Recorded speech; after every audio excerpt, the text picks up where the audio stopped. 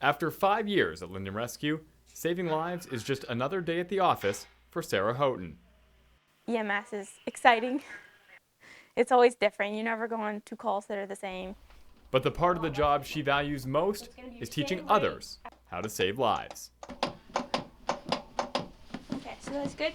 The only thing, just make sure your hand is right here in the center. You were just a little bit off to the side. Getting people in the community to have the awareness and the ability to start CPR is going to save more lives, where I as an individual can only affect one person at a time. Linden Rescue offers classes for healthcare professionals, students, and community members. The goal is to familiarize people with CPR and other emergency care skills. The typical response is going to take at least 10 minutes. So if bystanders can initiate CPR before we get there, the patient is going to have a much better chance of survival. And being able to act quickly can make all the difference. Don't touch patient. Analyze it. We had someone go into cardiac arrest at a business in Lyndonville on Main Street, and the person that was working there with them was CPR certified. He had taken one of the classes that we offered, and he had started CPR before we got there. And then when some first responders in the ambulance got there, after using the AED, the patient regained a pulse. In this part of Vermont, factors like weather and rural roads can drastically slow response times. And if a mailbox that's clearly marked like this one isn't available, it can make matters even worse for first responders. If there's not a house number, we have to figure it out based on the house numbers around them, and it could delay a little bit getting to them.